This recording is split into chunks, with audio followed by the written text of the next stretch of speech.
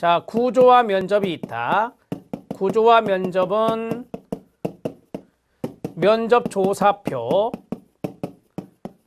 면접조사표를 활용한다라고 했습니다. 자, 그 다음에 두 번째, 조사표를 활용하기 때문에 코딩, 부호화라고 하는 것이 있어요. 부호화가 용이하죠. 우리가 보통 이제 양적 연구를 할 때 많이 쓰는 방법이 여기 있는 구조와 면접입니다. 또 거기 연구자의 편향된 오류, 연구자의 편향된 오류를 최소화할 수 있습니다. 아무래도 객관적인 조사표대로 물어보기 때문에 그렇겠죠. 자, 그 다음에 두 번째, 반구조와 면접이 있습니다. 반구조와 면접은 면접 지침을 활용한다라고 했습니다. 면접 지침이 존재한다. 이렇게 쓰셔도 되고요. 자, 그 다음에 반구조화는 말씀드린 대로 구조화 플러스 비구조화, 이러한 것들로 이제 질문들을 달리할 수 있는 거고요. 세 번째, 비구조화 면접입니다. 비구조화 면접은 개방형 질문을 던진다라고 했습니다. 자, 개방형 질문을 던지면 자유롭게 응답을 하겠죠. 따라서 질적 연구 방법에서 많이 활용하는 것이 바로 비구조화 면접이라 말할 수 있겠습니다. 당연히 여기는 부호화는 어렵겠죠. 부호화는 어렵다, 이렇게 쓰시면 되겠습니다. 자, 면접조사의 종류를 이 정도만 노트를 하시죠. 자, 이제 사전조사와 예비조사 들어갑니다. 별표 쳐주시고요. 사전조사와 예비조사는 엄격히 말하면 다릅니다. 예비조사는 우리가 탐색적 조사와 동의어가 되는데, 예비조사는 문헌을 찾아서 문제 제기를 객관적으로 하려고 하는 거고요. 프리테스트라고 하는 사전조사는 설문지를 만들어 놓고 프리테스트, 사전조사를 합니다. 그래서 그 사전조사는 당연히 모든 샘플링을 다 해서 하는 게 아니라 일부만 해서 사전조사를 해서 질문지를 수정하는 거예요. 이러한 것들이 바로 사전조사입니다. 우리 시험에는 사전조사가 잘 나온 거죠. 사전조사는 질문지 초안이 만들어진 후 끊어요. 질문지를 시험해 봄으로써 질문지의 오류를 찾아내기 위한 조사인 반면 끊어요. 예비조사는 질문지 작성의 사전 단계에서 연구자가 연구하려는 문제의 핵심 요소들이 무엇인지 알지 못할 때 실시하는 조사예요. 이때 많이 하는 것이 바로 문헌조사다, 이렇게 말씀드렸죠. 사전조사, 프리테스트는 본조사에 들어가기 전에 질문 내용, 형태, 문항 작성, 질문 순서 등에 대해서 여러 가지 오류를 찾아내는 과정이라 말할 수 있습니다. 사전조사는 질문지 수정과 본조사 수행에 필요한 정보를 수집한다는 두 가지 목적이 있습니다. 질문지 수정과 관련된 사항의 별표, 이게 바로 사전조사의 목적 중에 하나죠. 응답자가 응답한 것 가운데 전후 내용이 모순되거나 일치되지 않는 것이 있는 경우, 응답이 어느 한쪽으로 치우치는 경우, 모른다는 대답이나 무응답이 많은 경우, 기타에 응답하는 경우가 많다면 이거는 문제가 있는 거예요. 따라서 이럴 때는 이제 수정을 해야 된다라고 하는 거죠. 사전조사를 해봤더니 동그라미 1, 동그라미 2, 동그라미 3, 동그라미 4가 나왔다. 그러면 이것이 나오면 질문지에 문제가 있구나라고 판단할 수 있는 거예요. 그래서 질문지에 오류가 있으니 이걸 수정해야 되겠죠. 자, 1번 같은 경우는요, 응답자가 응답한 것 가운데 전후 내용이 모순되거나 일치되지 않는 게 있다. 이게 뭐예요? 신뢰도가 낮을 때예요. 그러니까 사전조사를 했을 때 크롬바 알파 값을 알아볼 수 있거든요. 그러면 크롬바 알파 값이 너무 낮게 나오면 1번인 거예요. 그래서 이럴 때는 질문지에 문제가 있구나 라고 판단하셔야 됩니다. 자, 여기까지 정리를 했는데요. 간단하게 보겠습니다. 예비조사, 사전조사. 자, 예비조사를 파일럿 스터디라고 사전조사를 프리테스트라 하는데요. 여기 파일럿 스터디의 예비조사는 문제 제기, 문제 형성을 목적으로 하는 거예요. 문제 제기나 문제 형성을 목적으로 하는 것이고, 사전조사는 거기 나온 대로 질문지 수정, 그 다음에 본조사 수행에 필요한 정보를 수집한다라고 했는데요. 질문지 수정 목적이 가장 커요. 질문지 수정 목적이 크고, 그 다음에 본조사 내용의 정보 수집입니다. 본조사 내용의 정보 수집. 자, 이런 것들을 목적으로 한다. 이런 것들을 목적으로 한다. 이렇게 보시면 됩니다. 예비조사는 제가 앞에서 말씀드렸던 탐색적 조사, 탐색적 조사와 동의어가 되고요. 이것은 문헌조사를 많이 쓴다라고 했습니다. 문헌조사를 통해서 보다 더 문제 제기를 더 객관적으로 해보는 것이죠. 자, 사전조사는 질문지 수정의 목적이 가장 크다. 이렇게 말씀드렸죠. 만약에 신뢰도가 낮게 나왔다. 신뢰도가 낮게 나왔다. 그 다음에 무응답이 많았다. 모른다가 많이 나왔다. 그 다음에 기타의 응답이 많이 나왔다. 자, 이럴 때는 질문지 수정이 필요한 거예요. 수정해서 본조사를 해야 되겠죠. 자, 이럴 때는 수정이 요구된다. 자, 우리 시험은 여기에서 많이 나왔다고 그랬죠. 사전조사에 체킹하시면 됩니다. 자, 정리가 됐습니다. 참여행동 연구를 보시죠. 딱 한 번 출제된 걸로 기억하는데요. 참여행동 연구의 1번 별표, 5번 별표, 6번, 7번, 8번 별표. 자, 1번입니다. 연구자들을 자신들의 문제와 연구 대상자들을 자신들의 문제와 바람직한 해결책을 정의하고 그들의 목표를 실현시키는 데 도움이 될 연구를 설계하는 데 주도적인 역할을 수행하도록 한다. 한마디로 말씀드리죠. 연구 대상자가 주도적인 역할을 한다는 겁니다. 이 접근은 연구가 지식 생산을 위한 하나의 수단일 뿐 아니라 의식의 교육과 개발을 위한 하나의 도구이며 그리고 행동을 동기화시키는 것으로 기능한다는 믿음을 함축하고 있습니다. 참여행동 연구, 이제 FAR라고 하는데요. FAR이라고 하는데 참여행동 연구 패러다임에서 연구자들의 기능은 연구 대상자들에게 하나의 자원으로서 기능하는 겁니다. 연구 대상자들이 자신의 이해에 맞게 효과적으로 행동하는 기회를 주는 겁니다.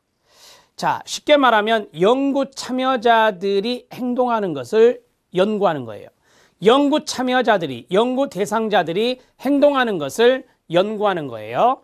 자, 네 번째, 이 접근은 고전적인 사회과학 연구에 대한 신랄한 비판으로부터 유래되었으며 패러다임, 즉 참여행동 연구 패러다임에 따르면 전통적 연구는 연구의 주체를 연구의 객체로 환원하는 일종의 엘리트 모델로 인식되고 그 다음에 참여행동 연구 접근의 많은 주창자들에 따르면 연구자와 연구 대상자 간의 구분은 사라져야 한다라고 주장하고 있습니다. 우리가 이제 전통적 연구가 있고 그 다음에 파 접근이 있잖아요. 전통적인 연구는 참여행동 연구 이전에 있었던 것들이에요. 이전에 있었던 것들. 연구의 주체를 연구의 객체로 환원하는 엘리트 모델로 인식됐던 것이 전통적인 접근이다. 전통적인 연구다라고 말할 수 있고요. 연구자와 연구 대상자의 구분은 없어져야 된다. 이러한 것들이 바로 참여행동 연구 접근이다. 이렇게 말할 수 있다. 그들은 연구에 의해 영향받게 될 대상들도 그 연구 설계에 책임이 있다. 즉 연구 설계에 책임이 있는 사람이 바로 연구 대상자들이다.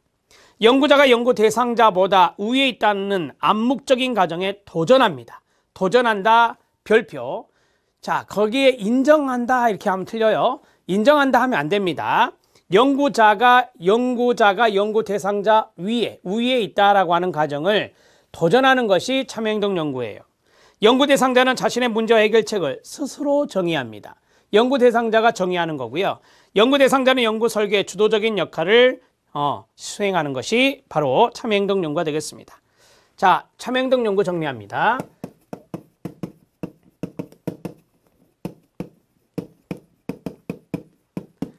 자, 참여행동 연구는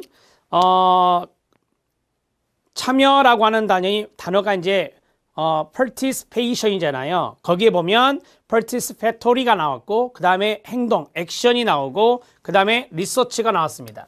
그래서 FAR라고 말합니다. 이렇게 정리하고 이니셜 따서요. 참여행동 연구. 이 참여는 연구 참여자라고 보시면 돼요. 연구 참여자 또는 연구 대상자라고도 하죠. 자, 연구 참여자의 행동을 리서치하는 건데요.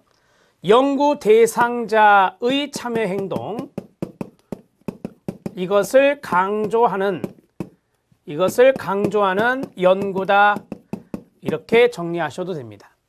자, 그러면 여기에서 우리가 중요한 특징들을 잡아보죠. 첫 번째, 연구 대상자가 연구 설계를 주도적으로 하는 것입니다. 연구 대상자 스스로 문제 등을 정의하는 겁니다. 연구자가 대상자보다 우위에 있다는 것에 도전합니다. 지금 시험에 나왔던 지문들만 정리해드리고 있는 거예요.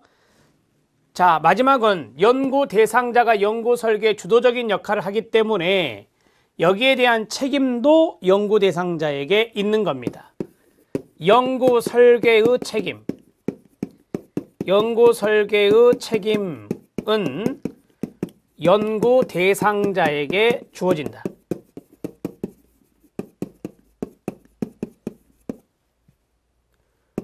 연구 대상자에게 주어진다. 이렇게 정리를 하시면 되겠습니다. 자, 참여행동 연구에 대해서 설명해 드렸습니다. 시험에 출제된 포인트입니다.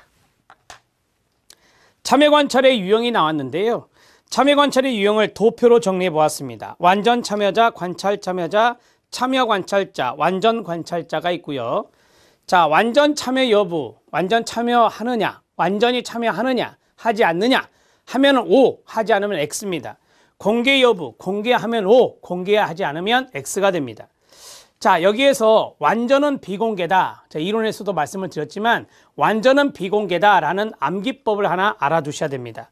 그리고 나머지는 제가 이해시킨 대로 따라오시면 됩니다.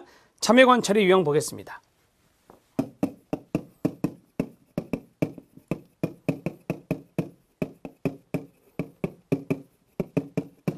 시험에 출제된 바 없습니다. 그러나 시험에 나온다면 어려울 수 있기 때문에 설명을 해드리겠습니다. 완전 참여자, 완전 관찰자, 참여 관찰자, 관찰 참여자입니다. 두 개 구분은 뭐였냐면 공개 여부, 그 다음에 완전 참여 여부.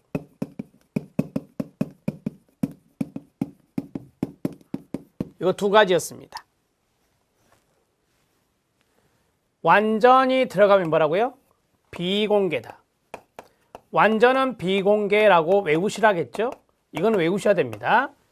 자, 여기는 완전히 들어가 있지 않습니다. 따라서 뭐겠습니까? 공개하는 겁니다. 완전히 들어가면 비공개니까.